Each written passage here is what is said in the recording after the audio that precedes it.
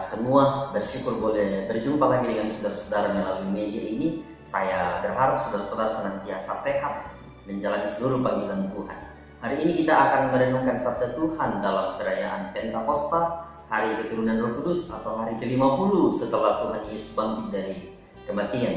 Kita akan merayakan hari keturunan Roh Kudus dari perenungan Bilangan pasal 11 ayat 24 sampai 30. Kitab Bilangan pasal 11 ayat 24 sampai 30. Kita berdoa. Bapa kami yang di surga, kami bersyukur Tuhan terus menuntun kehidupan kami sampai hari ini. Kami menjalani semuanya dengan segala pengharapan kami kepada Tuhan, bahwa tiada pertolongan lain yang kami dambakan, yang kami harapkan selain pertolongan Tuhan sendiri. Karena lengan-Mu yang kuat, tangan-Mu yang senantiasa merendah kehidupan kami, akan senantiasa mengaruniakan hikmat menjalani setiap tantangan dan panggilan kehidupan. Hari ini kami akan merenungkan lagi sabda-Mu. Kami mohon dalam tuntunan Roh Kudus, bersabdalah ya Tuhan, karena kami semua telah bersedia mendengarkan Engkau. Ampuni dosa kami, dengarkan doa kami. Di dalam Yesus Kristus kami berdoa kepada Bapa di surga. Amin. Bilangan pasal 11 ayat 24 sampai ayatnya yang ke-30. Sabda Tuhan berkata demikian. Setelah Musa datang keluar, disampaikannya firman Tuhan itu kepada bangsa itu. Ia mengumpulkan 70 orang dari para tua-tua bangsa itu dan menyuruh mereka berdiri di sekeliling kemah. Lalu turunlah Tuhan dalam awan dan berbicara kepada Musa.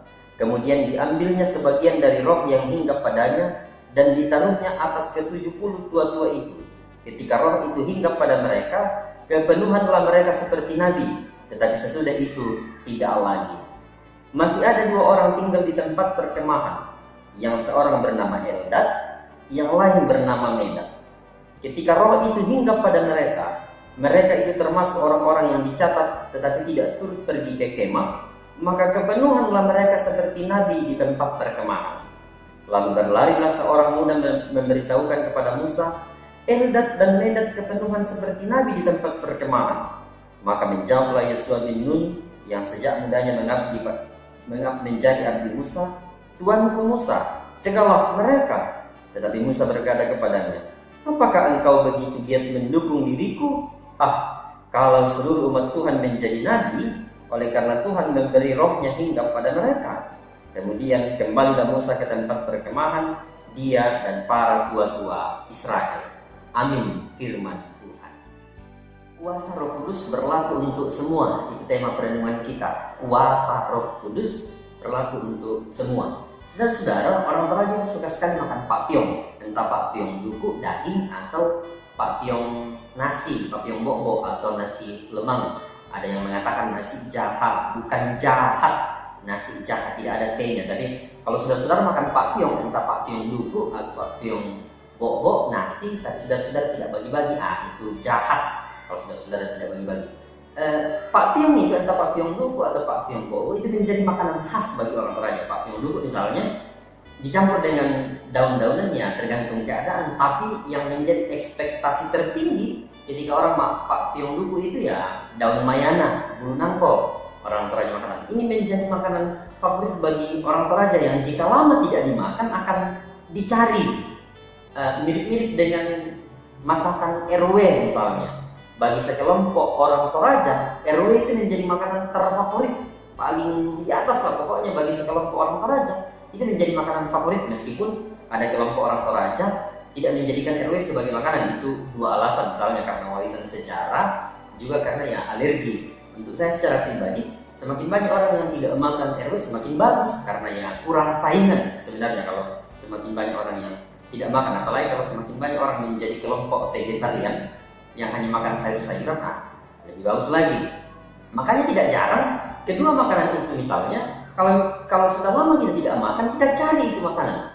Nah giliran misalnya kita sudah lama tidak makan pakpiong atau tidak lama makan RW, tiba-tiba kita temukan, kadang-kadang kita makan itu kita hantam tanpa batas.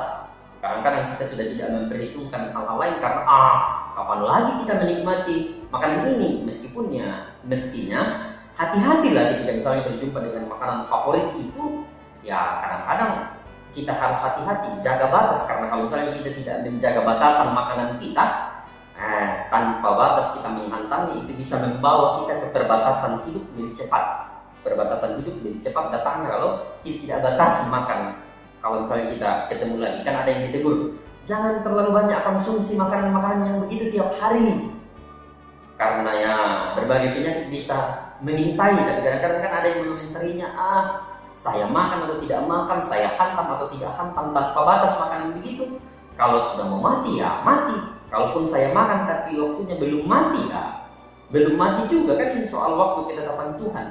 Makan atau tidak makan bukan soal saudara-saudara cepat atau lambat mati, tapi makan tidak makan biasanya kita bicara pada soal menderita sakit. Nah, bayangkan kalau saudara-saudara menderita sakit, kan merepotkan lagi keluarga untuk merawat saudara-saudara. Mestinya orang bisa fokus merawat kebun, merawat ternak, merawat tanamannya, dan karena saudara-saudara sakit ya kerepotan itu dipindahkan ke rumah sakit merawat saudara-saudara.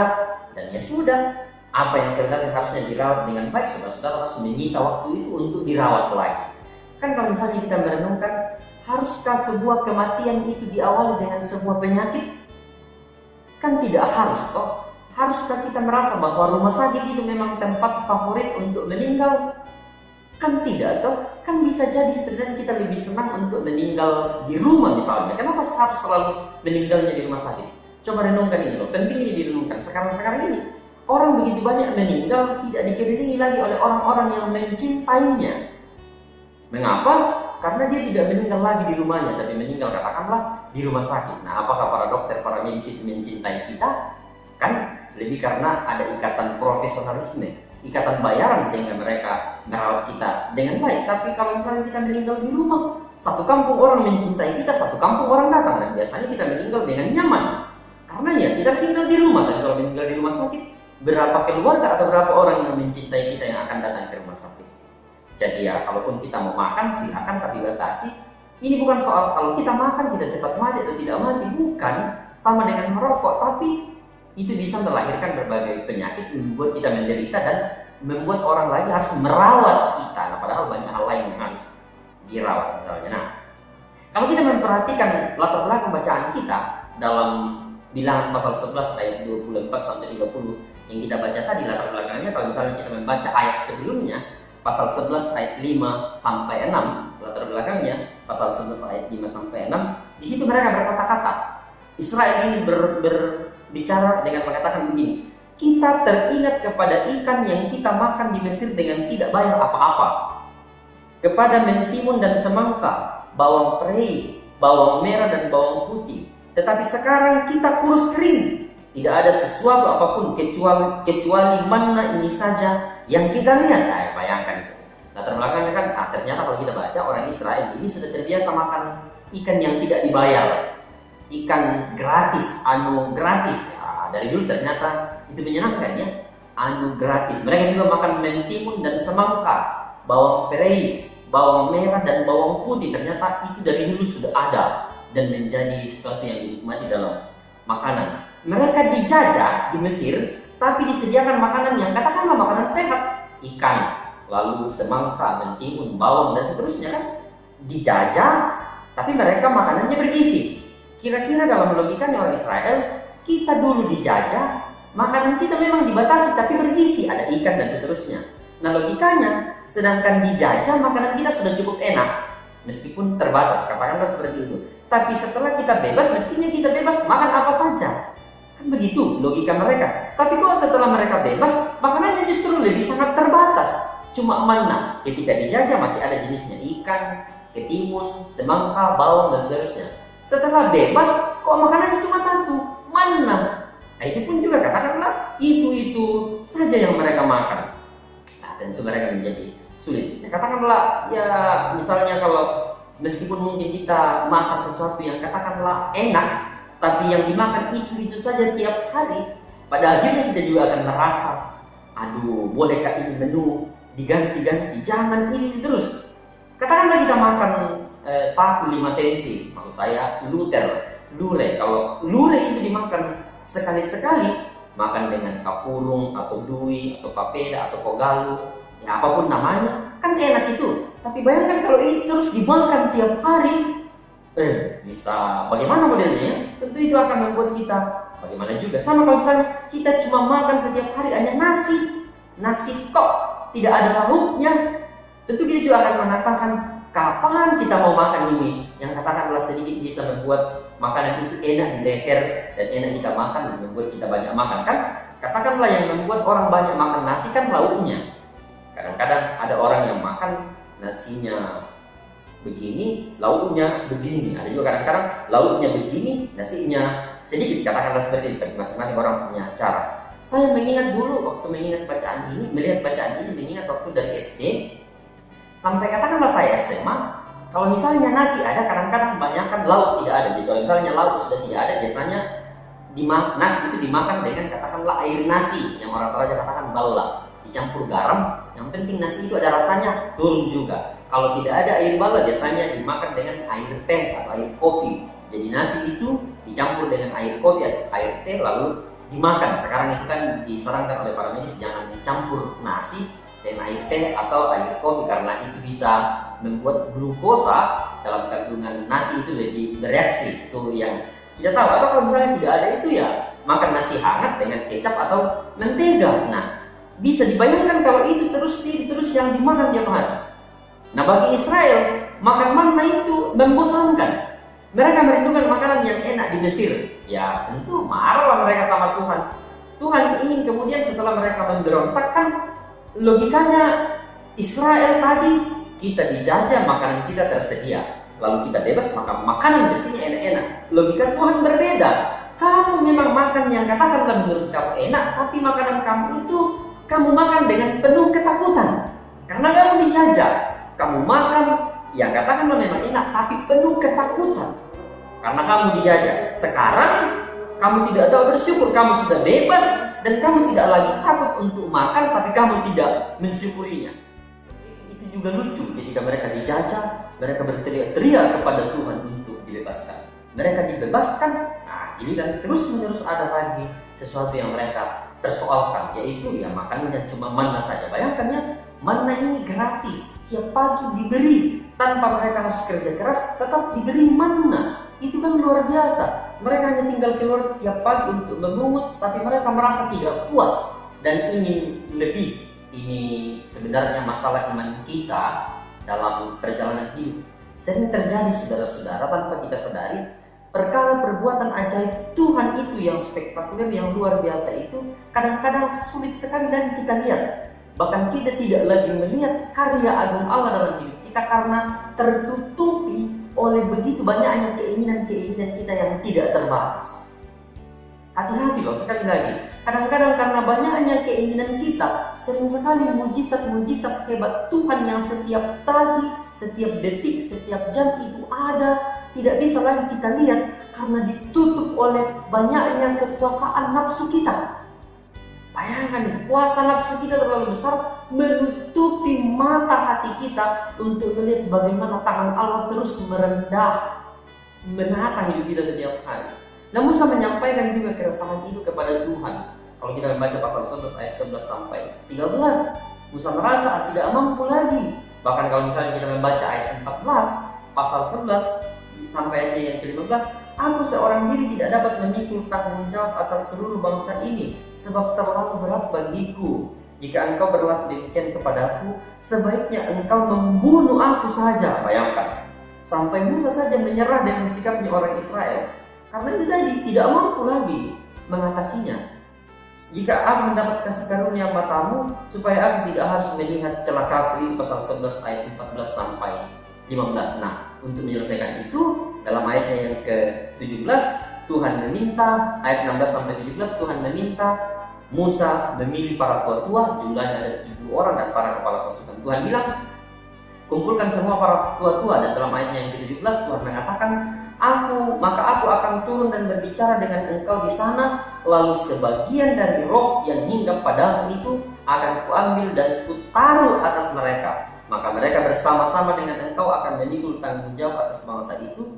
Jadi tidak usah lagi engkau seorang diri memikulnya. Jadi Tuhan bilang, kumpulkan semua para tua-tua, aku akan turun dan mengambil sebagian roh yang ada padamu dan akan kuhinggapkan pada mereka. Tuhan yang memutuskan, Tuhan yang akan mengambil rohnya, memenuhi para tua itu. Kumpulkanlah keputusan Tuhanlah, keputusan roh Allah itu ada pada tangan Tuhan. Jadi yang membuat para tua itu juga Musa dihinggapi roh Allah, keputusannya ada di tangan Tuhan. Sekali lagi, keputusannya ada di tangan Tuhan yang membuat roh itu hinggap pada seseorang. Ada di tangan Tuhan, bukan di tangan pendeta, apalagi di tangan lembaga gereja-gereja tertentu. Tidak ada itu yang membuat seseorang kepenuhan Roh Kudus, Roh Tuhan sendiri. Dalam bacaan kita itu jelas, aku akan, tidak dikatakan melalui Musa, aku akan,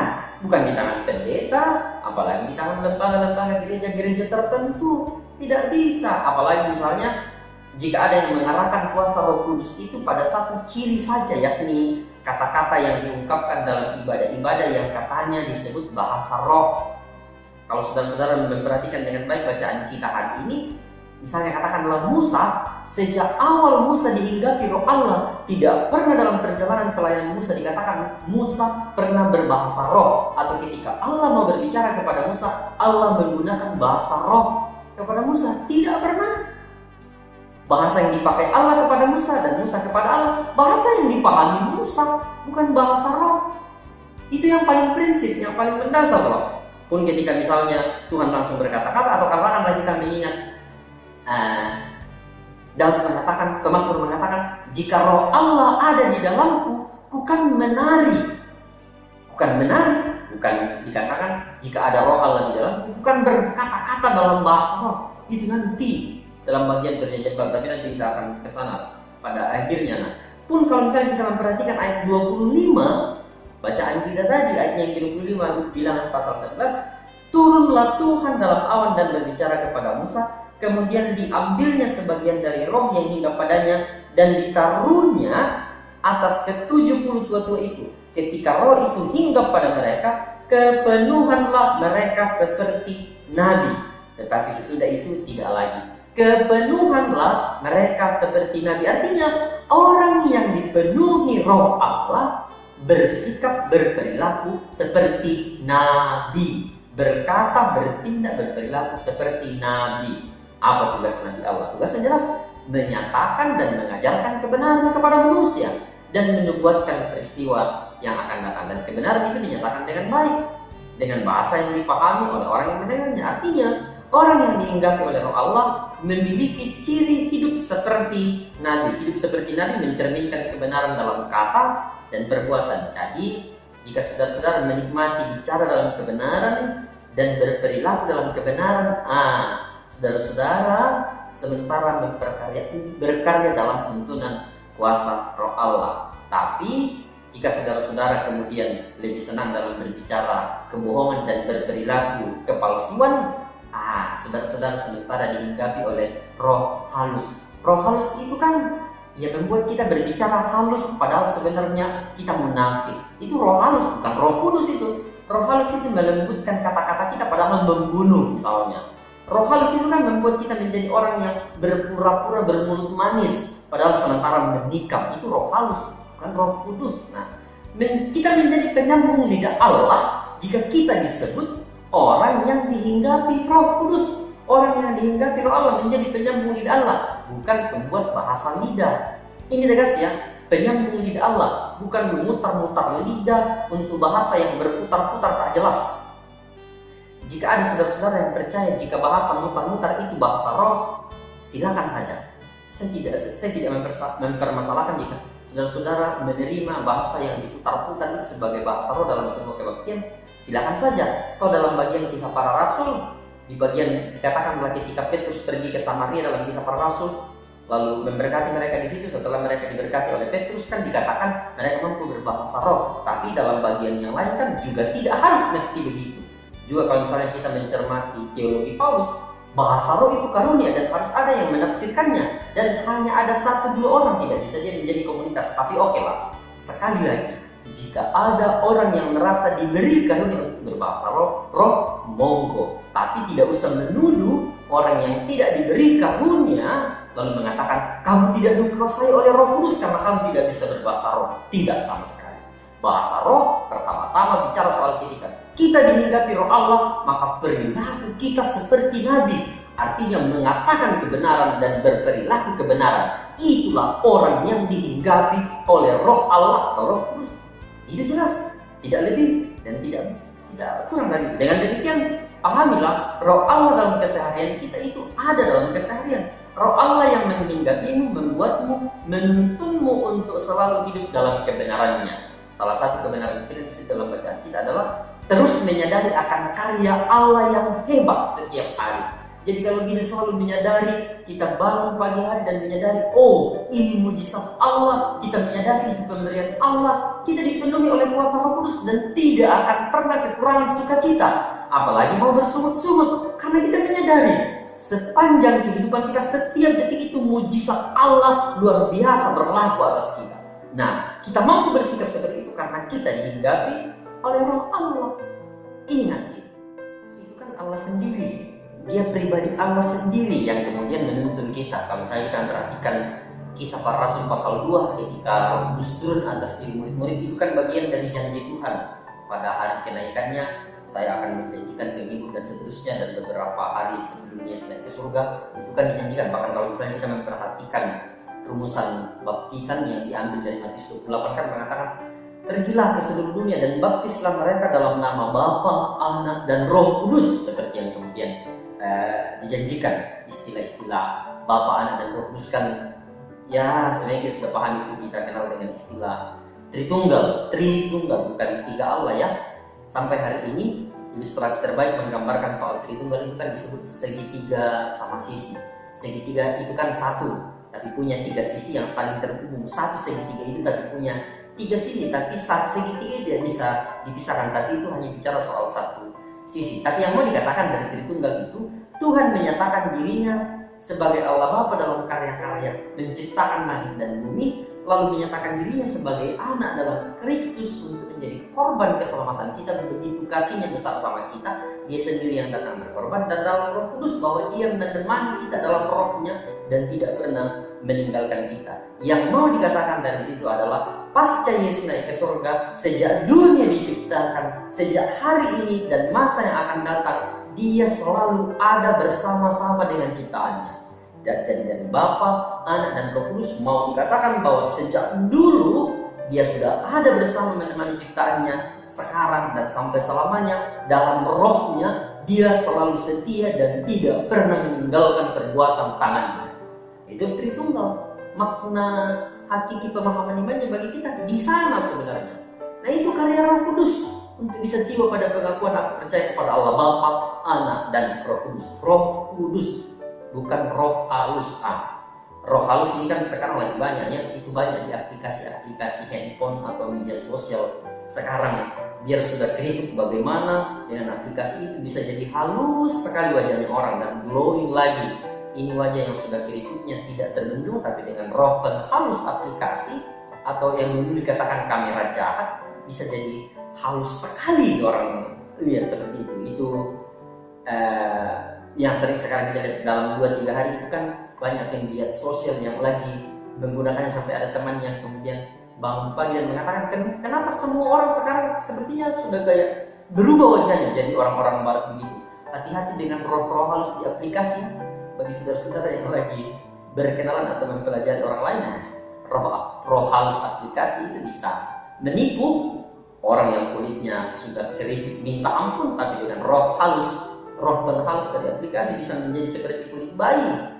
Dan orang barat kelihatannya seperti kulit bayi, ternyata kulitnya seperti beri-beri misalnya aslinya. Tapi hati-hati, semakin banyak yang kemudian kulit buatan di masa sekarang. Tapi untuk orang-orang yang sudah pasangan yang sudah keriput, supaya sedikit terhibur, tidak apa-apa sekali-kali menggunakan aplikasi itu. Jadi kalau pasangan kita sudah keriput, tidak apa-apa, masukkan ke aplikasi itu, biar dia cakep lagi, supaya kita ternyata sadar bahwa dia ternyata cakep meskipun itu hanya dalam aplikasi. Nah, Roh Kudus bekerja berlaku untuk semua orang, bahkan melampaui ruang dan waktu. Kalau kita membaca 26 bacaan kita, masih ada 2 orang tinggal di tempat perkemahan, yang seorang bernama Eldad dan yang lain bernama Medad. Ketika roh itu hinggap pada mereka, mereka ini termasuk orang-orang yang dicatat tetapi tidak turut pergi ke kemah pertemuan maksudnya, maka kepenuhan dalam mereka seperti nabi di tempat perkemahan, di tempat perumahan mereka maksudnya.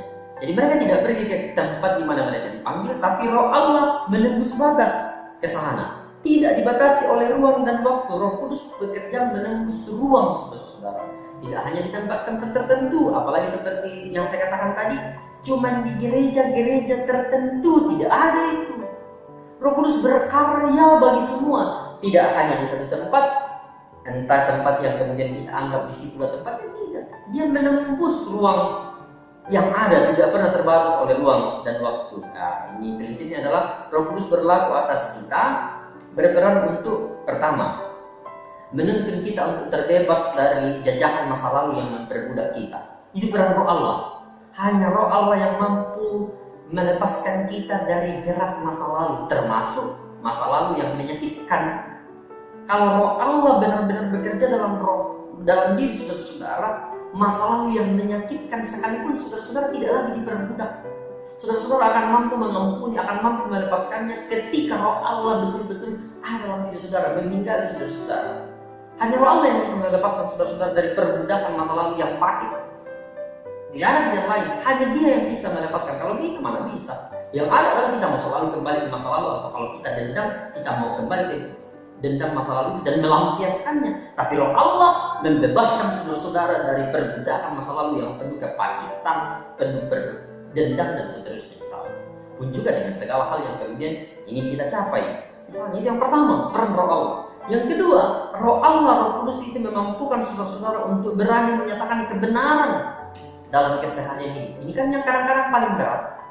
Kita tidak kadang-kadang takut menyatakan kebenaran, menegur orang misalnya, padahal kita tahu itu salah karena pertimbangan nanti dia marah, dia keluargaku, dia sahabat karibku. Biarlah, kalau kita berani menegur, menyatakan kesalahan, menyatakan kebenaran siapapun dia, keberanian itu hanya bisa kita peroleh karena ada Roh Allah menghinggapi kita untuk menegurnya supaya dia bertobat. Atau kalau misalnya kita menegur orang itu dan dia justru marah, tapi kita menegurnya dalam kasih karena kerinduan untuk hidup dalam kebenaran, Roh Allah menghinggapi saudara. Tapi kalau saudara takut, roh halus sementara ada dalam diri saudara-saudara. Ini yang kadang-kadang orang katakan, nyatakanlah Roh Kudus itu dalam keseharianmu. Ini yang orang katakan biasanya di gereja biasa kita mengatakan darah Yesus, di rumah kita biasa mengatakan darah tinggi, di luar ada darah pula, katakanlah di rumah sakit ada darah kotor, dan di tempat kerja kadang-kadang kita kurang darah karena kurang dana misalnya.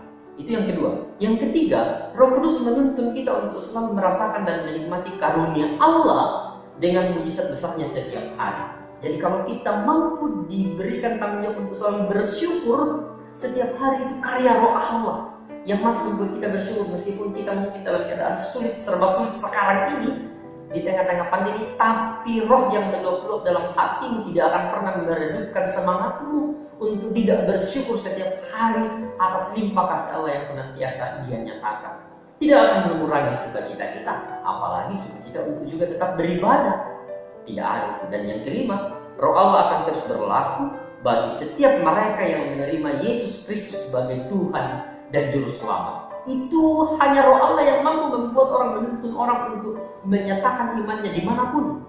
Kalau kita membaca misalnya kisah para rasul, bagaimana para murid-murid itu dianiaya, dipenjara. Kalau kita berpikir kekuatan apa yang ada pada mereka yang mampu membuat mereka mempertahankan dan memperdebatkan orang-orang yang menentang imannya. Tidak ada, hanya Roh Allah. Mereka bukan preman, mereka tidak punya kekuatan apa-apa, tapi Roh Allah yang bekerja luar biasa dalam diri murid-murid, meskipun mereka dipenjara, dianiaya, dan seterusnya kalau dalam catatan perjalanan sejarah gereja, tapi mereka tetap kokoh berdiri di atas iman. Itu karya apa? Karya Roh Kudus Allah. Jadi saudara-saudara akan mampu bersaksi dimanapun, menyatakan kebenaran di dalam Kristus sebagai Tuhan dan Juru Selamat, karena pekerjaan Roh Allah yang berlaku bagi siapapun. Tidak hanya bagi saya sebagai seorang pendeta, bagi saudara-saudara sebagai seorang penatua atau diaken atau seluruh tanggung jawab dalam pelayanan gereja, tapi bagi semua orang yang dihinggapi Roh Allah akan mampu mengerjakan 5 hal tadi. Tidak akan kurang sukacita, akan senantiasa bersyukur, berani menyatakan kebenaran, berani bersaksi, dan yang terpenting berani selalu hidup dalam kebersamaan dengan Allah. Tuhan memberkatimu, Roh Kudus senantiasa menguatkan. Amin. Kita berdoa. Bapa di surga, kami bersyukur boleh merenungkan sabdamu bahwa pendampingan penyertaan Tuhan dalam Roh Kudus akan memampukan kami senantiasa hidup limpah syukur, menyatakan kebenaran, dan terus bersaksi dimanapun kami berada. Kiranya Roh Allah yang melampaui ruang dan waktu, dan hanya Allah sendiri yang mengerahkannya kepada kami, senantiasa bersama-sama dengan kami, sehingga setiap hari hidup kami terus menjadi saksi Kristus, menjadi garam dan terang dimanapun kami berada, dan memuliakan nama Tuhan. Terus kami berdoa, kami bersyukur kami boleh dituntun Tuhan tiba di akhir bulan Mei dan akan melangkahkan kaki ke awal bulan Juli. Kiranya dalam awal bulan dan seterusnya kami boleh semakin menikmati kasih Tuhan, teguh dalam berpengharapan, dan segala pergumulan kami yang selama ini kami doakan terkait dengan pandemi COVID-19, Tuhan perlahan-lahan telah menjawabnya. Segala protokol dan peraturan pemerintah kiranya boleh terus mendatangkan buah yang baik bagi kami dan juga selaku umat di bangsa ini. Kami berdoa bagi saudara-saudara kami yang sakit, Tuhan pulihkan seluruh panggilan iman kami seminggu ke depan. Tuhan sertai kami. Bagi saudara-saudara kami yang bergumul, berduka cita, Tuhan hiburkan mereka senantiasa. Dengarkan doa kami Tuhan, jawablah. Di dalam Yesus Kristus kami berdoa. Amin.